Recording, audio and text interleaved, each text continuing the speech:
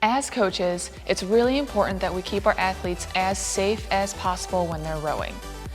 At the catch position particularly, there are a couple things that you want to make sure that they're doing to help keep them safe. My name is Alicia Clark and I'm a UCAN Row 2 ambassador, and I'm going to show you specifically 2 things to look for at the catch position in your athletes to help keep them safe.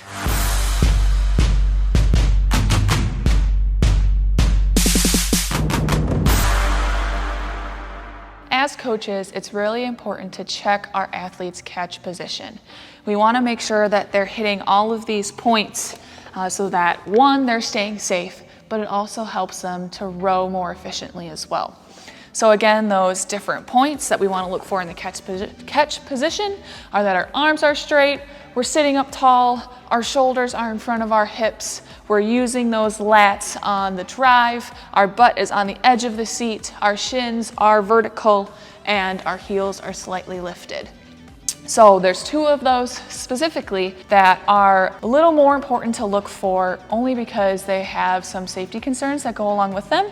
So the first one is that you want to make sure that their shoulders are in front of their hips, especially when they're starting their drive.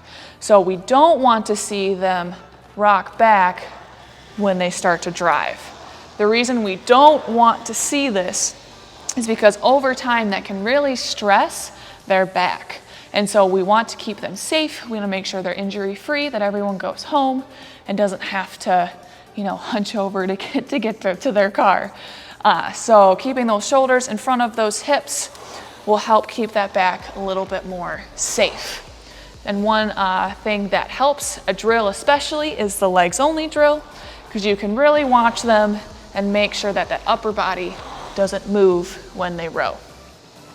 Something that you can also do that's a more tactical or physical cue is when they are doing the legs only drill or when they're rowing in general, you can actually use some pressure and put your hand on the back of their shoulder and kind of press their shoulder down. So that if they start to open up their shoulders, you're there to kind of stop them, that they feel that pressure and they can kind of respond to what that's supposed to feel like to keep their body rocked forward while they're driving those legs down. So that's the first one, is shoulders in front of the hips will help keep our back safe. The second one is that shins are vertical. So the reason we want to look for this is because we don't want people to be over compressed. When we're over compressed, we're putting a lot of stress on those knees, and that can cause some knee pain, especially if they're doing a lot of reps over and over. We can start to really wear on our knees. So keep making sure that those shins are vertical will help keep their knees safe.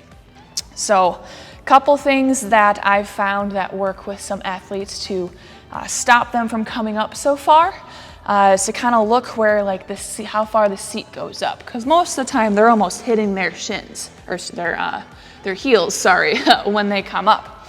So one thing that I've tried and it has worked is to tell them that as soon as they feel those heels lift, that they need to drive them back down. So what that helps is when they're over compressing, their heels are typically very high off the footboards. And so when they're coming into the catch, if you tell them as soon as you feel those heels lift, I want you to drive. That has helped. Another thing that has worked well is actually giving them a physical barrier that stops their seat. So I have used these bands at my gym. You can also get a piece of tape that works well, or the tape won't necessarily stop them, but it will give them an indicator of when to stop. So just kind of wrap this around the monorail. You can kind of find about the right spot to do it. Make sure it's out of the way.